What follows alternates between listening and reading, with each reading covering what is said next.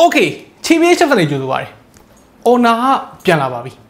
ဆိုတော့ခင်ဗျားက Honor ဖုန်းတွေကိုသုံးဘူးတဲ့ဒါမှမဟုတ်ကြိုက်တဲ့ fan တယောက်ဆိုလို့ရှိရင်တော့ဒါဝန်တာစရာတဲ့မှာအခုဗီဒီယိုမှာ Honor ရဲ့ budget to mid-range model လို့ပြောလို့ရတယ် Honor X7 ကိုကျွန်တော် showcase လုပ်ပေးမယ်ဆိုတော့ Honor ရဲ့ comeback ကိုကျွန်တော်တို့ကြည့်လိုက်အောင်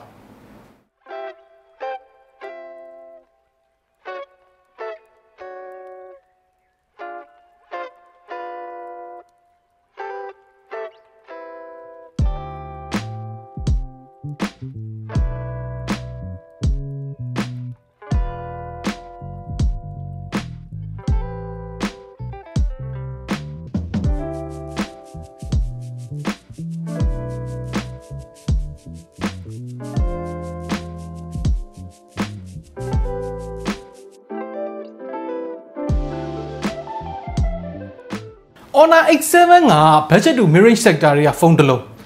သူ့ရဲ့ build quality နဲ့ design ကသူ့ရဲ့ဈေးဝန်းကျင်မှာကောင်းတဲ့ထဲပါတယ်ပေါ့နော်တော်တော်လေးသဘောကျစရာကောင်းတယ် plastic bag plastic frame ပဲဒါပေမဲ့တေချာကင်မကြည့်ဘဲနဲ့အဝေးကနေကြည့်မယ်ဆိုလို့ရှိရင် glass back နဲ့ aluminum frame နဲ့လို့ထင်ရတယ်အထူးသဖြင့်သူ့မှာသုံးထားတဲ့ back cover က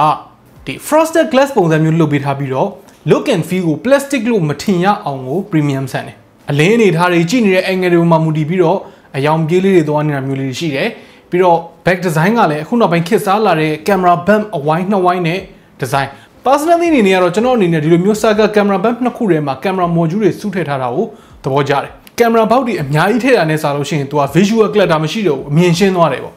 ပြီးတော့သူရဲ့ camera bump က20ပုံစံမျိုးလောက်ထားတော့ bump ကလည်းအရင်ကြီးတယ်လို့မခံစားရတော့ဘူးမညီမညာဖြစ်နေတာတွေအစွန်းထွက်နေတာတွေလည်းမရှိတော့ဘူးအချိုးအကွေ့တွေကချောချောမွေ့မွေ့ဖြစ်သွားတယ်ဖုန်းရဲ့အောက်ဘက်ချမ်းမှာ 3.5mm jack type C charging port speaker grill အပေါ်ဘက်ချမ်းမှာ sim slot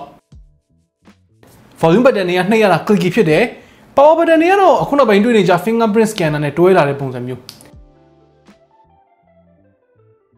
ပြီးတော့ဒီထားမိတာကဘေးပေါင်က4000ဆန်ဆန်မဟုတ်ဘူး back cover နဲ့ frame နဲ့ဒီတွဲနေတဲ့နေရာမျိုးလေးမှာ cuff လေးလုပ်ပေးထားတယ်ဆိုတော့ဒီတောင်းနေရလက်ကိုလာမစူးတော့ဘူးပေါ့ဆိုတော့ဘောင်4000ဖြစ်နေတာထက်အများကြီးပိုကင်လို့ကောင်းတယ်လို့မြင်တယ်ဒီနောက်ကျောဘက်ကိုဖိကြည့်လို့ရှိရင်လည်း flex ဖြစ်နေတဲ့နေရာမတွေ့ရဘူးတောင်းတောင်းတင်းတင်းရှိတယ်အလေးချိန်က200 gram ဝန်းကျင်ဆိုတော့အခုလက်ရှိဒီ mid range ဖုန်းတွေတော်တော်များများနဲ့အတူတူလောက်ပဲ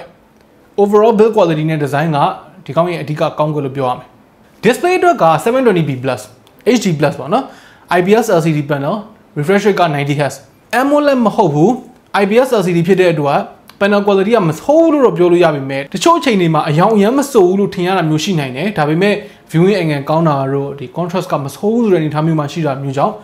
ဒီ panel ကမဆိုးဘူးဖြစ်သွားတယ်ပေါ့နော်ပန်ရှိုးမဟုတ်ဘဲနဲ့ notch ဖြစ်နေသေးတာရယ် Full HD plus မဟုတ်တာရယ်ကတော့အမရတာမျိုးဖြစ်ကောင်းဖြစ်နိုင်တယ်ဒါပေမဲ့တစ်ဖက်ကပြန်ကြည့်လိုက်လို့ရှိရင် 720p display နဲ့သူ့ရဲ့ mid-range SoC နဲ့က game တွေမှာ FPS ပိုရသွားတာမျိုး battery ပိုခံသွားတာမျိုးအဲ့မျိုးတော့ရှိနိုင်တယ်ပေါ့နော် 90Hz ဖြစ်သွားတဲ့အတွက်သုံးရတာတော့ smooth ဖြစ်ပါတယ် performance အရကျွန်တော်တို့မြင်နေကြ Snapdragon 680 က battery life အသားပေးတယ် daily test တော်တော်များများကိုရှုံးမွေသုံးလို့ရတယ် mobile legend လိုမျိုး PUBG လို game မျိုးမှာ graphics အရင်တင်မဆော့ရင်တော့သုံးလို့အဆင်ပြေတယ်ဖုန်းပူလာတယ်ဆိုတော့တာမဲ့ issue ဘာညာတော့မရှိဘူးဆိုတော့ဒီဖုန်းမျိုးနဲ့လိုက်တယ်ပေါ့နော်ဒီ SoC အကြောင်းအသေးစိတ်သိချင်လို့ရှိရင်ကျွန်တော်တို့ Snapdragon 680အကြောင်း SoC review လုပ်ထားတာလေးရှိတယ်အဲ့ဒါကိုတစ်ချက်တော့ကြည့်လိုက်လို့ရတယ်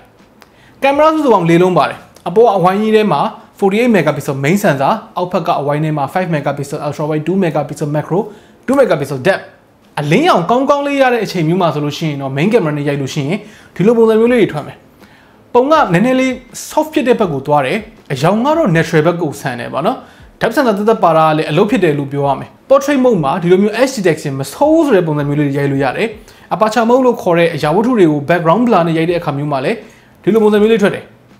macro နဲ့ ultra wide နဲ့ကတော့ဒီ mid range တွေရဲ့ထုံးစံတိုင်းပဲပေါ့နော်ဒီလိုမျိုးလေး noise တွေတော့နည်းနည်းရှိတယ် battery life မှာလည်းဒီဖုန်းကတော်တော်လေးသဘောကျစရာဖြစ်လိမ့်မယ်သူက 9000 mAh battery ကိုသုံးပေးထားပြီးတော့ Snapdragon 680လိုမျိုး efficient ဖြစ်တဲ့ SoC သုံးထားတာရဲ့ 720p display ဖြစ်တာကြောင့်ရဲ့မဆိုးဘူးနော်ပုံမှန်တိုင်းသုံးမယ်ဆိုလို့ရှိရင်2ရက်လောက်ထိသွားနိုင်တယ်နည်းနည်းချွတ်ချွတ်တက်သုံးမယ်ဆိုရင်2ရက်ခွဲလောက်ထိအားခံတယ်ဆိုတော့လုပ်ငန်းသုံးပုံစံမျိုးဖုန်းမျိုးဝယ်ခြင်းနဲ့ဒါမှမဟုတ် secondary ဖုန်းမျိုးဝယ်ခြင်းတဲ့သူတွေအတွက်ကသဘောကျစရာဖြစ်လိမ့်မယ်သဘောကျစရာမဟုတ်တာတော့ speaker mono speaker ပဲပါတယ် stereo မဟုတ်ဘူးဒါပေမဲ့အတန်းတော့ကျယ်တဲ့လောက်ကျယ်တယ် daily use မှာလို့တော့အဆင်ပြေပါတယ်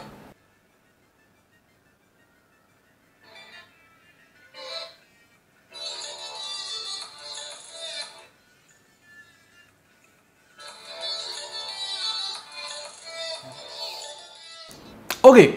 အရေးကြီးတဲ့ကိစ္စတစ်ခုက Google ကိစ္စ